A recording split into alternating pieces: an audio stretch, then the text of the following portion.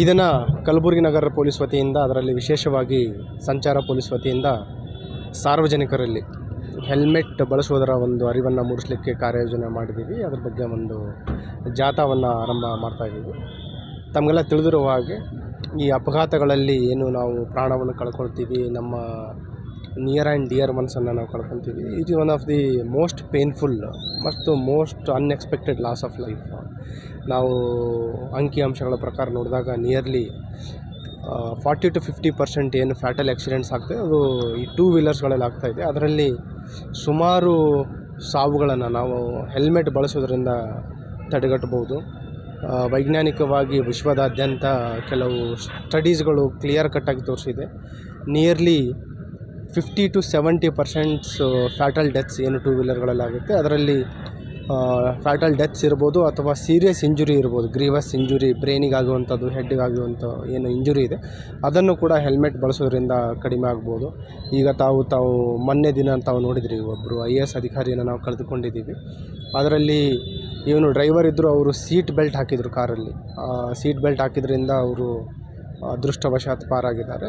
So ಈ safety precautions ಏನಿದೆ, ನಾವು ಸಂಚಾರ ಸವಾರಿ ಮಾಡಬೇಕಾದ್ರೆ ಅದು 2 ವೀಲರ್ ಇರ್ಬೋದು ಅಥವಾ ರೈಡರ್ ಇರ್ಬೋದು, ಪಿಲಿಯನ್ ರೈಡರ್ ಇರ್ಬೋದು, 4 ವೀಲರ್ಲಿದ್ದಾಗ ನೀವು ಡ್ರೈವಿಂಗ್ ಸೀಟಲ್ಲಿರ್ಬೋದು ಅಥವಾ ಪಕ್ಕದ ಸೀಟಲ್ಲಿರ್ಬೋದು, ಹಿಂದ್ಗಡೆ ಇರ್ಬೋದು, ಮಿನಿಮಮ್ ಸೇಫ್ಟಿ ಫೀಚರ್ಸ್ ನಾವು ಬಳಸ್ಕೊಂಡ್ರೆ 100% ಇಲ್ಲ ಅಂದ್ರೆ ಮಿನಿಮಮ್ 50% ಸೇಫ್ಟಿ ಎನ್ಶೂರ್ ಆಗೇ ಆಗುತ್ತೆ. ಹಾಗೆ ನಿಟ್ಟಿನಲ್ಲಿ ಇವತ್ತು ಕಲಬುರಗಿ ನಗರ ಪೊಲೀಸ್ ವತಿಯಿಂದ ಈ ಹೆಲ್ಮೆಟ್ ಜಾಥಾವನ್ನು ನಾವು ಮಾಡ್ತಾಯಿದ್ದೀವಿ. ಎಲ್ಲ ಸಾರ್ವಜನಿಕರಲ್ಲಿ ವಿನಂತಿ ಏನಂತಂದರೆ, ನಿಮ್ಮ ಸುರಕ್ಷತೆಗೋಸ್ಕರ ಸಂಚಾರ ನಿಯಮಗಳನ್ನು ಪಾಲನೆ ಮಾಡಿ.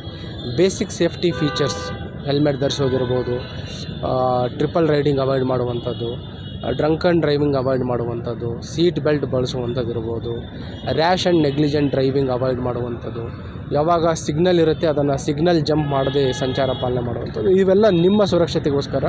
ಮತ್ತು ರಸ್ತೆಗಳಲ್ಲಿ ಬೇರೆಯವರು ಯಾರು ಸವಾರಿ ಮಾಡ್ತಾಯಿದ್ದಾರೆ ಅವರ ಸುರಕ್ಷತೆಗೋಸ್ಕರನೂ ಕೂಡ ತಾವು ಜವಾಬ್ದಾರಿಯುತವಾಗಿ ಈ ನಿಯಮಗಳನ್ನು ಪಾಲನೆ ಮಾಡಬೇಕು ಅಂತ ತಮ್ಮಲ್ಲಿ ಕೋರ್ಕೊಳ್ತಾ ಇದ್ದೀವಿ. ಮತ್ತು ನಮ್ಮ ಎನ್ಫೋರ್ಸ್ಮೆಂಟ್ ಏನಿದೆ, ರೆಗ್ಯುಲೇಷನ್ ಜೊತೆ ಎನ್ಫೋರ್ಸ್ಮೆಂಟ್ ಬಗ್ಗೆಯೂ ಕೂಡ ನಾವು ಒತ್ತನ್ನು ನೀಡ್ತಾ ಇದ್ದೀವಿ.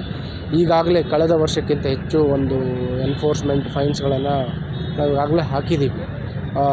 ನಮ್ಮ ಉದ್ದೇಶ ಸಾರ್ವಜನಿಕರಿಗೆ ಏನು ಈ ಎನ್ಫೋರ್ಸ್ಮೆಂಟ್ ಮಾಡಿ ಅವರಿಗೆ ಹರ್ಯಾಸ್ ಮಾಡುವಂಥದ್ದಿಲ್ಲ. ಜಾಸ್ತಿ ರೆಗ್ಯುಲೇಷನ್ ಕೂಡ ನಾವು ಒತ್ತನ್ನು ನೀಡ್ತಾ ಇದ್ದೀವಿ, ಅದ್ರ ಜೊತೆಗೆ ಎನ್ಫೋರ್ಸ್ಮೆಂಟನ್ನು ಮಾಡ್ತಾಯಿದ್ದೀವಿ. ನಾವು ಸಕಾರಾತ್ಮಕ ಬದಲಾವಣೆಗಳನ್ನು ತರಬೇಕಾದ್ರೆ ಈ number of road accidents, fatal ಇರ್ಬೋದು, ನಾನ್ ಫ್ಯಾಟಲ್ ಕಡಿಮೆ ಮಾಡುವಂಥದ್ದು ಮತ್ತು ಡಿಸಿಪ್ಲಿನ್, ಅದನ್ನು ಕೂಡ ಸಕಾರಾತ್ಮಕ ಬದಲಾವಣೆ ತರಬೇಕಾದ್ರೆ ಸಾರ್ವಜನಿಕರು ಕೂಡ ಅರಿತು ಜವಾಬ್ದಾರಿಯುತ ಸಂಚಾರ ನಿಯಮಗಳನ್ನು ಪಾಲನೆ ಮಾಡಿದಾಗ ಮಾತ್ರ ಸಾಧ್ಯ ಆಗುತ್ತೆ. ಆ ನಿಟ್ಟಿನಲ್ಲಿ ಎಲ್ಲರೂ ಸಹಕಾರ ಕೋರ್ತಿರಂತ ಆಶಿಸುತ್ತಾ ಈ ಜಾಥಾ ಯಶಸ್ವಿ ಆಗಲಿ ಅಂತ ನಮ್ಮ ಅಧಿಕಾರಿ ಸಿಬ್ಬಂದಿಯವರು ನಾನು ಶುಭಾಶಯ ಕೋರ್ತೇನೆ. ಸರ್, ರೆಗ್ಯುಲರ್ಲಿ ಆ್ಯಕ್ಷನ್ ತಾವು ಏನು ಈಗ ಹೇಳಿದ್ರಿ ಅದು ನಿಜ ಇದೆ. ಮೆಜಾರಿಟಿ ಆಫ್ ಈ ರೋಡ್ ಟ್ರಾಫಿಕ್ ವೈಲೇಷನ್ಸ್ ಆಗ್ತಾ ಇರೋದು ಅಲ್ಲೇ. ಮತ್ತು ಜಾಸ್ತಿ ಏನು ಫ್ಯಾಟಲಿಟೀಸ್ ಇದೆ, ನಿಯರ್ಲಿ 60% ಫ್ಯಾಟಲಿಟೀಸ್ ಆಗ್ತಾ ಇರೋದು 18 to 35 ಇಯರ್ ಏಜ್ ಯೂತ್ಸ್. ಇದು ಅವ್ರ ಕುಟುಂಬಕ್ಕೆ, ದೇಶಕ್ಕೆ ಆಸ್ತಿ ಆಗುವಂಥ ಏಜ್ ಗ್ರೂಪ್ ಇರುವಂಥದ್ದು.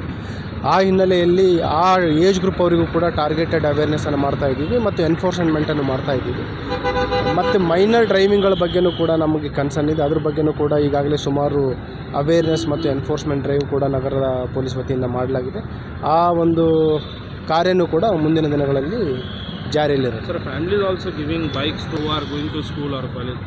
What is your suggestion to their families? There is role of parents and also educational institutions.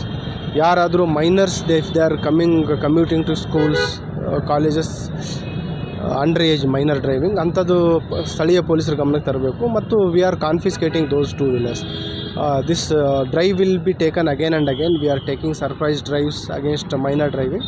In the coming days also these will be taken. But again I am telling, this is the responsibility of parents and education institutions also, not only of police. So if everybody join hands, there will be significant and remarkable change in the field. Yeah, thank you. Thank you, sir. Thank you.